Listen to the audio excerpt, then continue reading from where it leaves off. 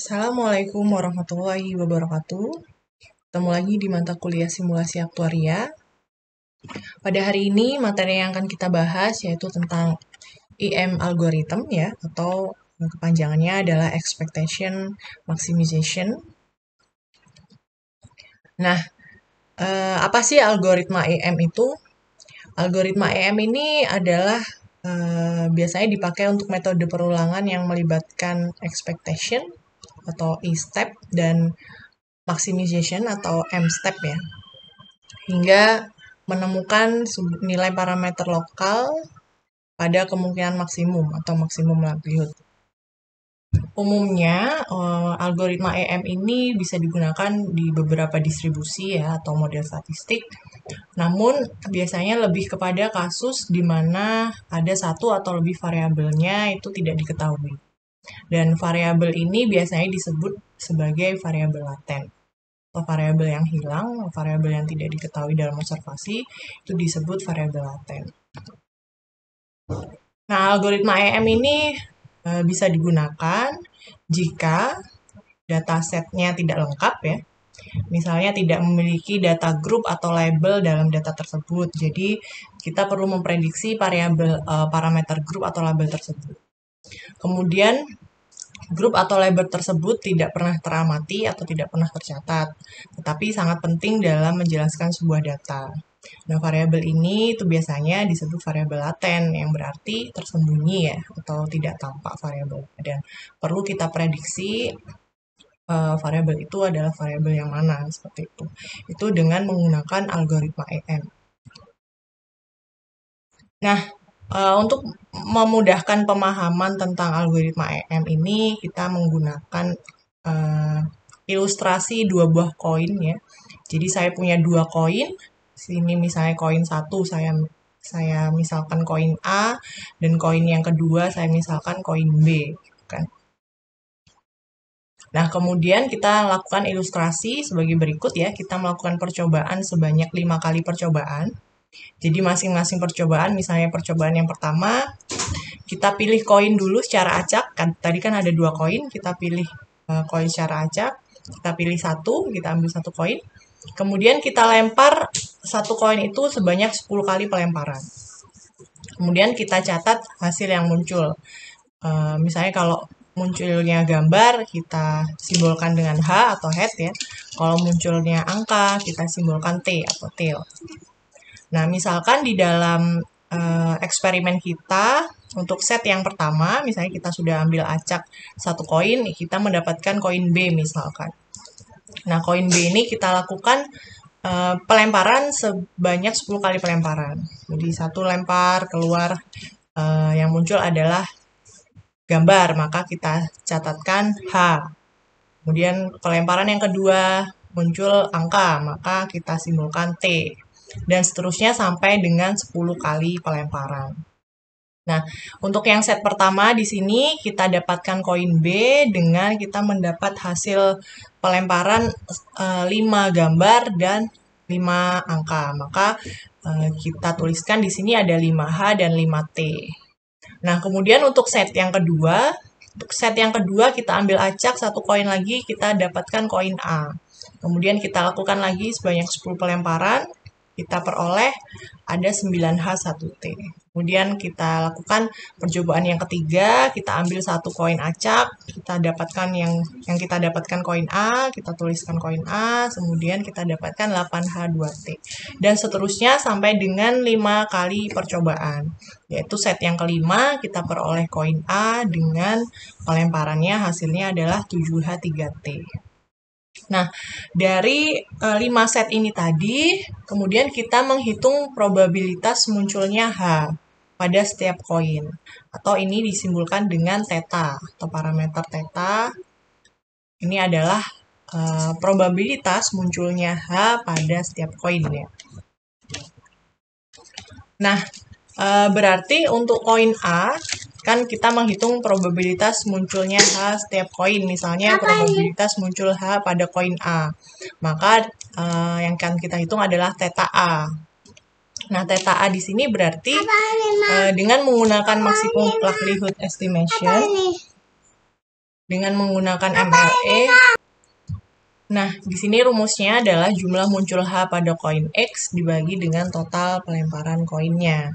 Maka kalau misalnya theta A berarti sama dengan jumlah muncul H pada koin A, total H pada koin A, total muncul H pada koin A itu sebanyak 24. 24 ini dari mana? Dari 5 set ini yang koin A kan hanya ada 9 tambah 8 tambah 7.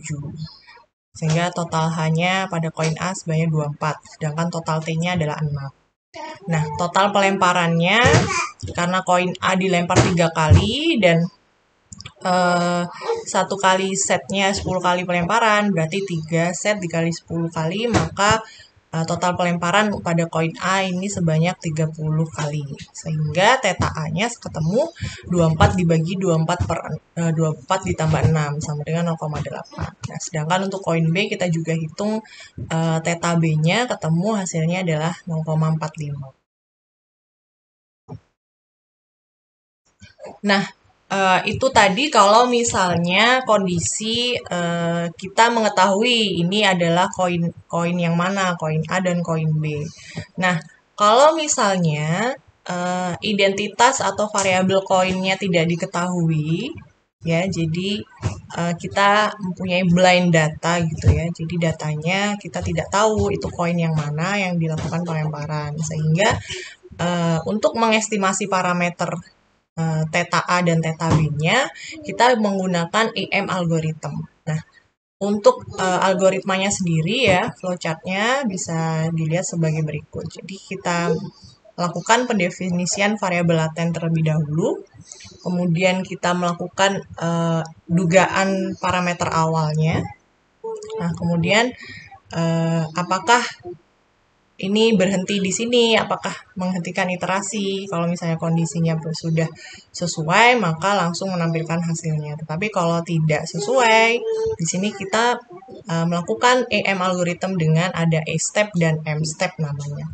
Nah, A-step dan M-step ini akan terus berulang karena ada iterasi ya, karena dilakukan perulangan maka dia akan terus berulang berjalan AM step, kemudian AM step sampai dengan kondisi apakah iterasinya berhenti atau tidak.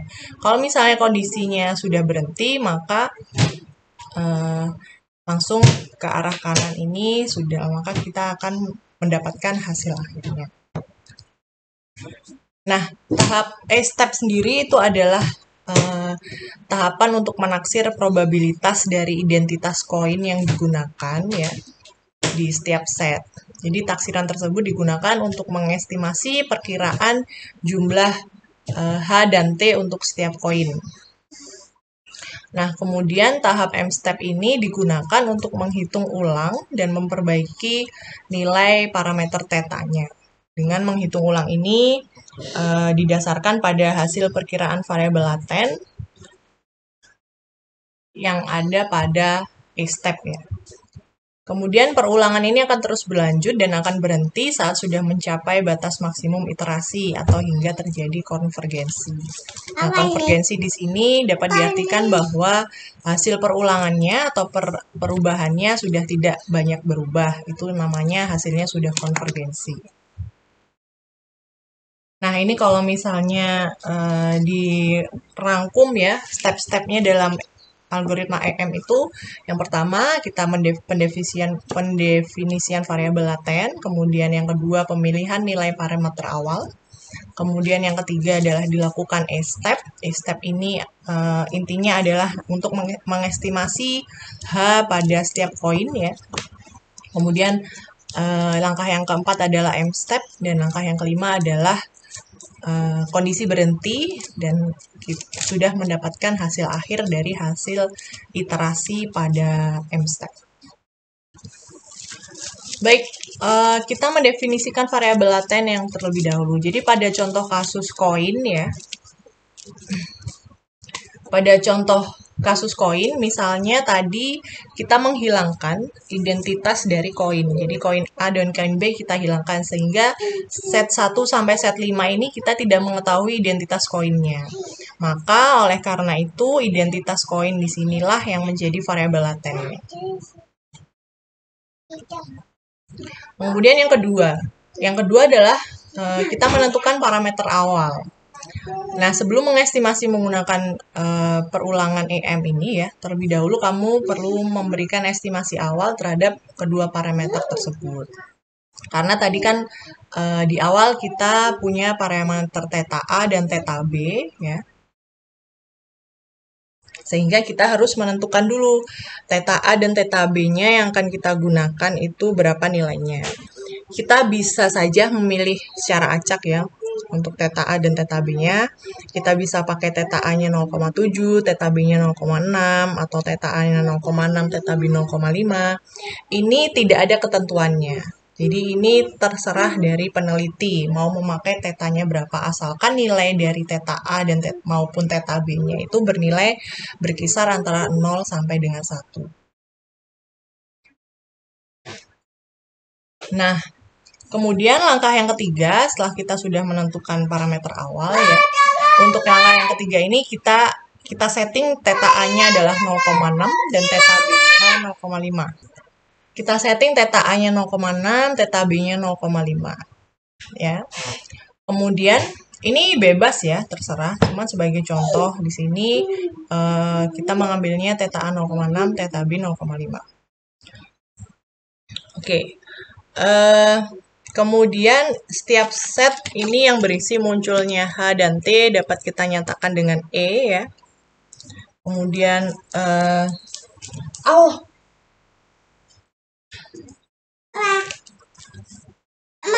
pemilihan koin A dinyatakan dengan ZA dan pemilihan koin B itu dinyatakan dengan ZB ya.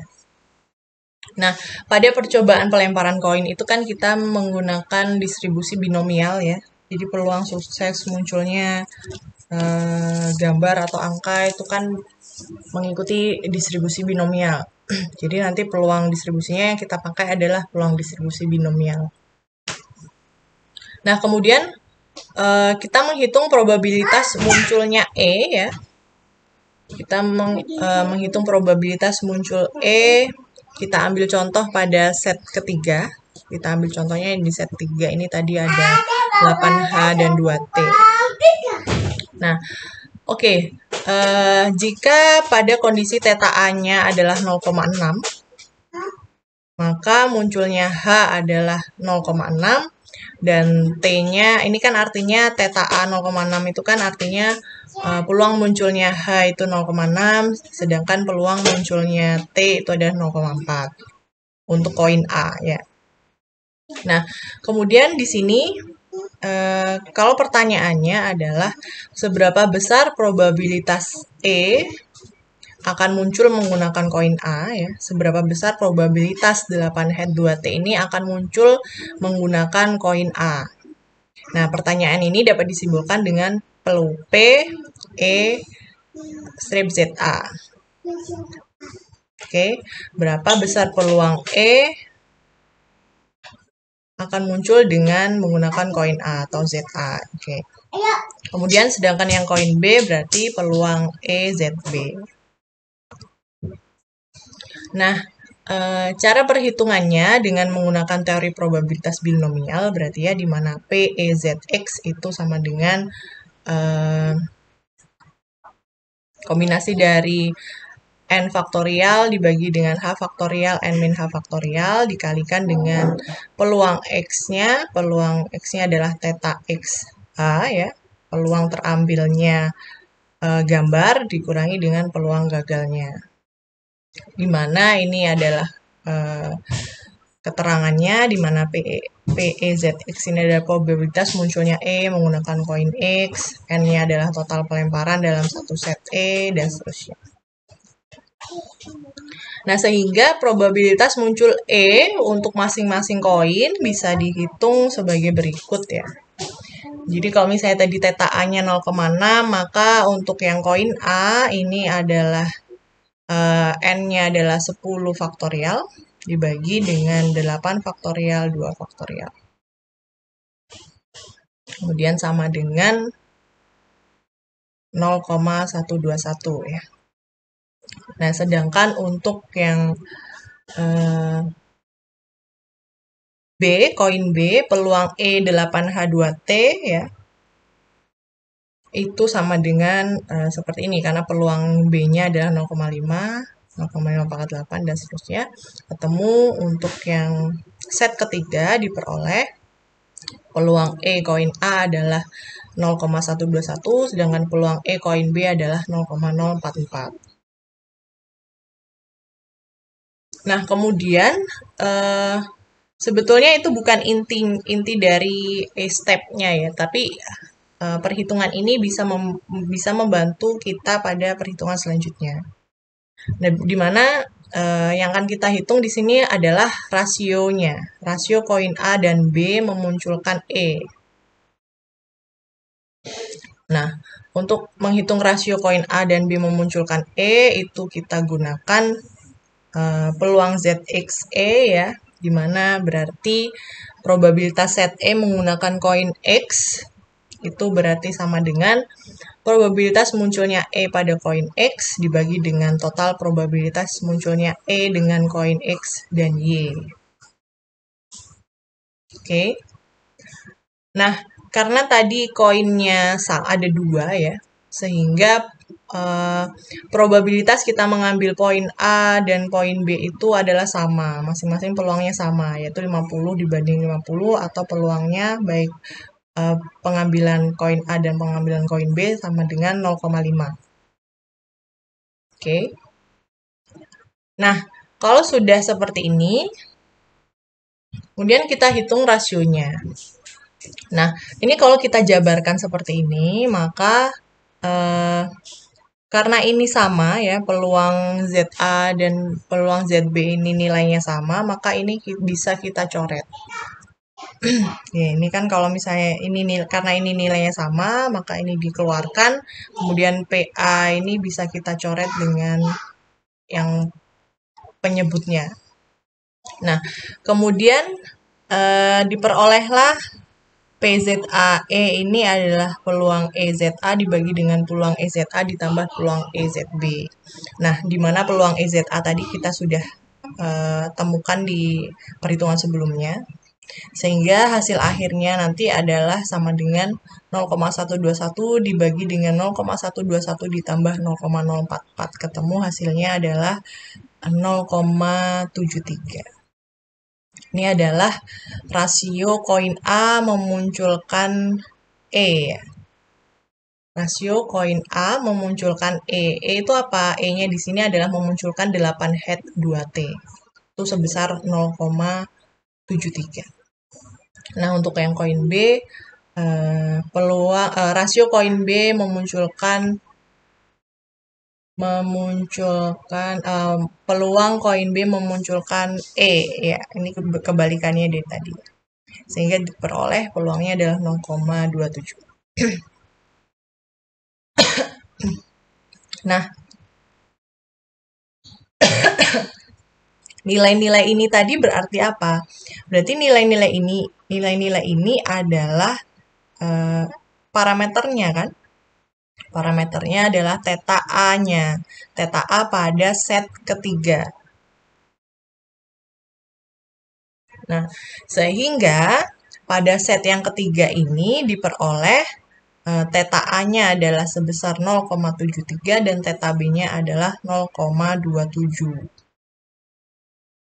Oke, ini adalah hasil dari kita membandingkan rasio koin A dan koin B, sehingga kita bisa hitung untuk masing-masing estimasi parameter pada masing-masing koin. Nah, kita juga menghitung untuk set ke-1, ke-2, ke-4, dan ke-5, sehingga diperoleh hasil yang tampak pada tabel yang ada di slide. Nah, kemudian kita menghitung estimasi H setiap koin. Ya, kita menghitung estimasi H setiap koin. Di sini kita menggunakan rumus rasio koinnya tadi dikali dengan jumlah H pada setiap set E. Oke.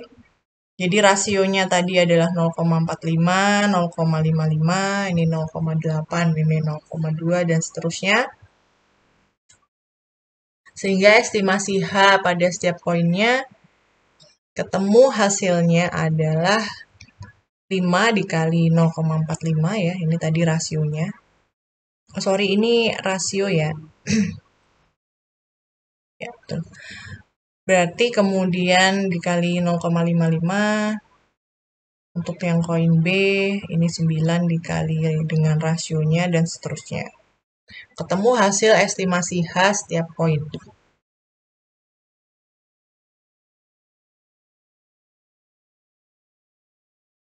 Oke, setelah kita mendapatkan nilai estimasi H setiap koin, oke, untuk masing-masing set ya.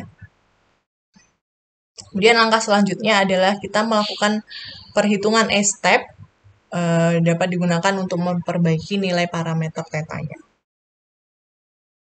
Nah, jadi langkah selanjutnya, maaf ralat ya, itu tadi belum ketemu parameter akhirnya ya, karena belum selesai kan.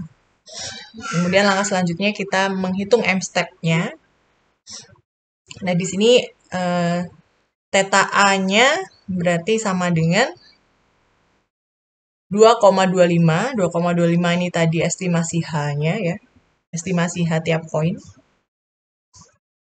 Berarti kita cari yang untuk koin A.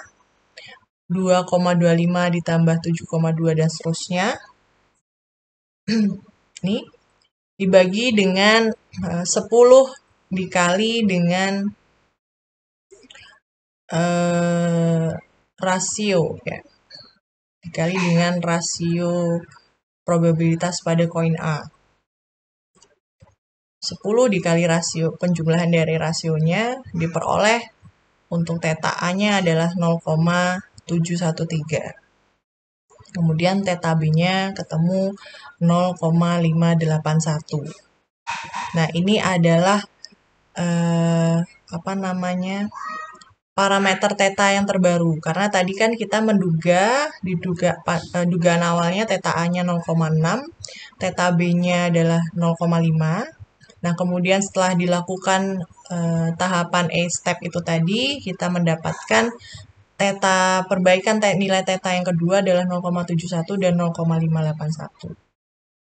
Apakah sudah selesai sampai di sini? Belum ya. Belum selesai sampai di sini. Langkah selanjutnya adalah kita kembali lagi ke perhitungan A-step yang tadi ya.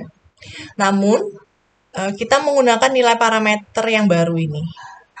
Ya, kita kembali lagi ke M-step yang tadi. Ya, yang ini tadi. Tapi ya kalau mau langsung kita kembali ke sini ya. Tetapi dengan nilai parameternya di sini kita menggunakan nilai parameter yang baru tadi. Berarti ini 0,7 sekian dan ya, ini adalah 0,5 sekian. Nah, kemudian kita hitung lagi, kemudian kita hitung lagi rasionya, kita masukkan lagi ke estimasi H-nya. Kemudian kita masuk lagi ke M-step lagi, ketemu lagi nanti ini nilai theta yang terbaru. Nah, ini akan terus berulang sampai kapan? Sampai mencapai kondisi berhenti. Nah, kondisi berhenti itu kondisi yang seperti apa? Jadi, kondisi berhenti itu ada 2 kriteria, yaitu yang pertama iterasi maksimum. Iterasi maksimum ini kita bisa menentukan seberapa banyak iterasi yang kita tentukan. Jadi, kita bisa menentukan banyak iterasinya atau banyak perulangannya. Misalnya, kita tentukan iterasinya 10 kali iterasi gitu ya. Maka nilai E dan M-nya ini yang terakhir tidak lebih dari 10 kali. Atau yang kedua dengan menggunakan batas konvergensi. Nah, batas konvergensi ini apa artinya? Dari hasil perbaikan nilai parameter M-step-nya ini sudah tidak banyak berubah. Jadi pada saat kita hitung sampai dengan beberapa tahapan gitu ya. Untuk theta A dan theta B-nya perubahannya tidak terlalu banyak berubah. Itu berarti perubahannya sudah sangat kecil atau di bawah batas minimum. Nah, dari perhitungan contoh pelemparan tadi dengan theta awalnya kita tentukan 0,6 dan theta B-nya 0,5.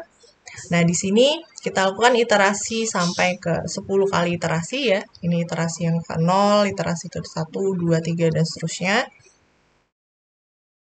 Diperoleh hasil yang sebagai berikut. Jadi untuk yang kedua tadi ketemu 0,713 dan 0,581, kemudian dilakukan lagi E step dan M stepnya diperoleh 0,78, 0,56 dan seterusnya sampai iterasi ke-9 yaitu 0,796 dan 0,52. Nah, ini kan dari sini ke sini sudah tidak banyak berubah ya. Ini kan hasilnya sama, berarti kita sudah bisa menghentikan proses iterasi ini. Nah, di sini kita juga bisa menghitung perubahan dari iterasi ke-1 dan iterasi kedua. Antar iterasi kita bisa hitung nilai perubahannya. Dengan cara apa? Untuk menghitung perubahannya ini kita bisa menggunakan persamaan Euclidean distance ya, di mana akar Q1 min P1 kuadrat ditambah Q2 min P2 kuadrat sampai dengan Qn min Pn kuadrat. Nah, berarti kalau contoh kasusnya ini kita hitung contoh perubahan dari iterasi 1 ke 2 ya. Contohnya ini misalnya dari iterasi pertama ke iterasi kedua, berarti data ini dikurangi data ini. Ketemu hasilnya adalah akar 0,713 ya. Yang ini 1 dikurangi dengan yang kedua. Q1 dikurangi dengan P1 ini. Ini Q-nya, ini P-nya ya. Q1 P1, Q1 P1, Q2 P2. Ditambah dengan 0,581 dikurangi 0,56. Nah, ini di akar, kemudian dikuadratkan, ketemu hasilnya adalah 0,0342. Ini adalah nilai perubahannya dari iterasi pertama dan iterasi kedua. Kemudian sampai ditemukan bahwa perubahannya yang ini sudah 0 ya. Sehingga hasil akhir dari percobaan yang tadi, percobaan 2 koin tadi, ditemukan bahwa theta A-nya adalah 0,796 dan theta B-nya adalah 0,520. Oke. Nah, hasil ini tadi kalau misalnya kita bandingkan dengan percobaan yang sudah diketahui koinnya tadi, identitas koinnya, sudah mendekati sama ya, karena tadi kan theta A-nya adalah 0,8 dan theta B-nya tadi ketemu 0,6 ya kalau tidak salah. Ya, ini sudah mendekati nilai yang sebenarnya. Nah, apakah hasil algoritma EM itu bisa salah? Bisa saja. Pada saat kita menentukan theta A dan theta B-nya misalnya kecil gitu ya, misalnya 0,3 ini 0,3. Bisa saja nanti hasil iterasinya diperoleh perkiraan parameternya atau estimatornya tidak optimal.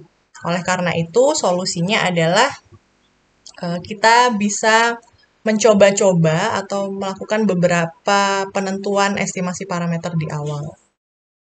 Oke. Jadi misalnya tadi kita tentukan 0,6, 0,5, kemudian ada 0,3, 0,3 tapi tidak sesuai gitu. Misalnya iterasinya cuma beberapa iterasi. Kita bisa coba lagi dengan menentukan parameter yang lain, misalnya gini 0,7, ini 0,4, seperti itu. Nah, dari materi itu tadi saya mengambil dari beberapa sumber ya. Nanti bisa kalian pelajari. Nah, di sini ada tugas kelompoknya nanti silahkan dikerjakan secara berkelompok. Satu kelompok nanti berisi 2 mahasiswa ya. Dimana nanti kalian melakukan percobaan seperti yang ada di contoh tadi. Ada koin ya, dengan melakukan percobaan kalian punya 2 koin A dan koin B, lakukan eksperimennya sebanyak 5 kali eksperimen, set 1 sampai set 5. Nah, ini nanti 2 koinnya nanti kalian beri koin A dan koin B. ini koinnya harus sama ya. Misalnya kalian pakai koin 1000 atau koin 500, itu koinnya harus sama. Ya, jangan yang satunya 1000, satunya 500, jangan. Jadi kalian gunakan koin yang sama, kemudian kalian kasih tanda mana yang koin A dan koin B. Nah, kemudian kalian ambil koinnya secara acak gitu ya. Jadi misalnya kalian merem, kemudian kalian ambil satu koin. Nah, itu nanti kalian catat tuh yang terambil koin A atau koin B. Nah, kemudian kalian lakukan pelemparan masing-masing koin yang terambil tadi sebanyak 15 kali pelemparan.